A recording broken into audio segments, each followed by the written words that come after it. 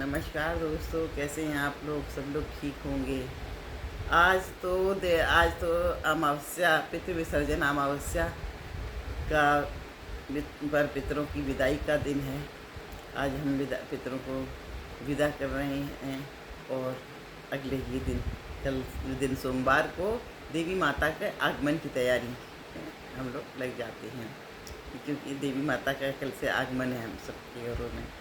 तो ये काल जो है एक धार्मिक संक्रमण काल कहलाता है, कि जिसमें कि पितरों की विदाई और माता का आगमन, ये धार्मिक संक्रमण काल कहलाता है।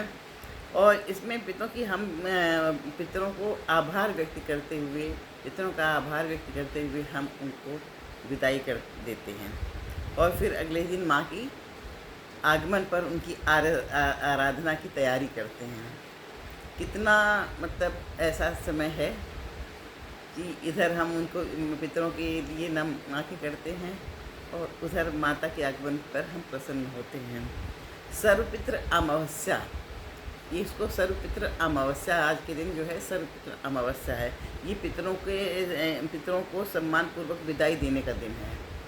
15 दिन पितृ यहाँ पृथ्वी पर रहे, अब आज उनको अमावस्या वाले दिन उनको विदाई देने का दिन होता है। तो इसमें श्राद्ध, तर्पण और दान पुण्य किया जाता है। श्राद्ध में किया जाता है, तर्पण किया जाता है, दान पुण्य किया करते हैं पितरों के नाम से, पितरों के लिए। तो ये उनको याद करने का दिन होता है। हम लोग उनको याद करते हैं, उनका आशीर्वाद प्राप्त करते हैं। उनको हम लोग यही भावना से उनको नमन करते हैं और ब्राह्मण को भोजन कराते हैं, उनको श्राद्ध करते हैं, कि उनको याद करके उनका आशीर्वाद लेते हैं, तो पितृ प्रसन्न होते हैं।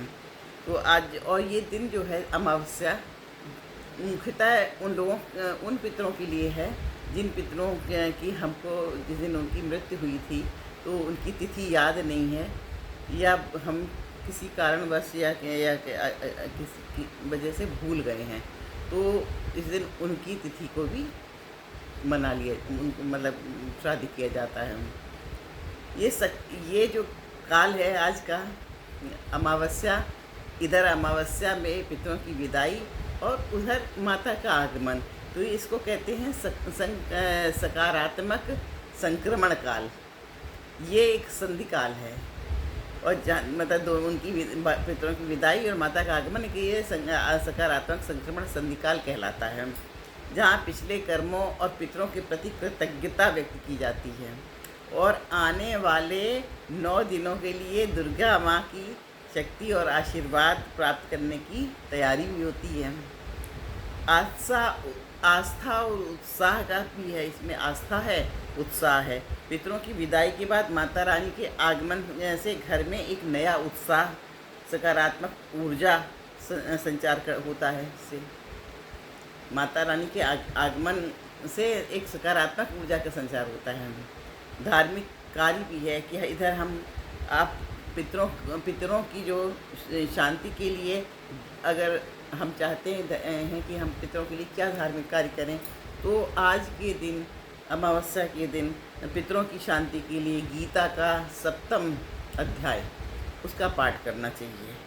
और पितरों को के याद में गरीब या ब्राह्मण को भोजन करा के, अर्पित करके, उनको मीठा अर्पित करते समय उनसे क्षमा याचना चाहिए कि हमसे कुछ भी अपराध हो या हुआ हो, या हमसे असंतुष्ट रहे हों पितर हमारे, तो हमको क्षमा करें। तो क्षमा याचना का भी मन में आप उस समय उनको मीठा या वो देते समय याचना कर सकते हैं, याचना करिए और उनको विदा करें। तो ये बड़ा ही ऐसा है, नवरात्र माता का आगमन, पितरों की विदाई, और मन में किसी प्रकार का बैर नहीं रखें। यही हमारी पवित्रता है कि हम किसी के प्रकार का बैर ना रखें, कोई गलत भाव ना रखें। यही हमारी सबसे बड़ी पवित्रता है, क्योंकि पितृ भी हम देवलोक के मतलब वो कहलाते हैं कि उनका शरीर नहीं होता है, तो एक उनको कहते हैं सत्य हो गए पितृ हमारे, तो उनको भी आपकी अंदर जो आस्था अगर है बुराई करने वाली या आप छल कर रहे हैं तो पितरों को पसंद नहीं आता। इसलिए इस समय आपको पवित्र हृदय से बुराइयों से बचना चाहिए। ये एक पवित्रता का प्रतीक होता है, मन की पवित्रता, हृदय की पवित्रता का प्रतीक है। ये काल परिवार के लिए, पितरों के आशीर्वाद प्राप्त करने के लिए और माँ की कृपा पात्र बनने के लिए बड़ा अनूठा अवसर है। ये हमको तो भाई बहुत ही उत्तम और अनूठा ये सकारात्मक संक्रमण काल लगता है। कितना अनूठा है। तो आज सब लोगों ने अपने पितरों को विदाई की होगी।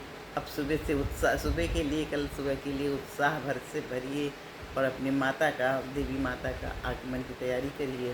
देखिए, इधर हम रोज़ अपने पितरों को याद करके आंखें नम थीं। अब कल से माता के आगमन से हम ऊर्जावान होंगे। राधे राधे, सबको राधे राधे, जय माता।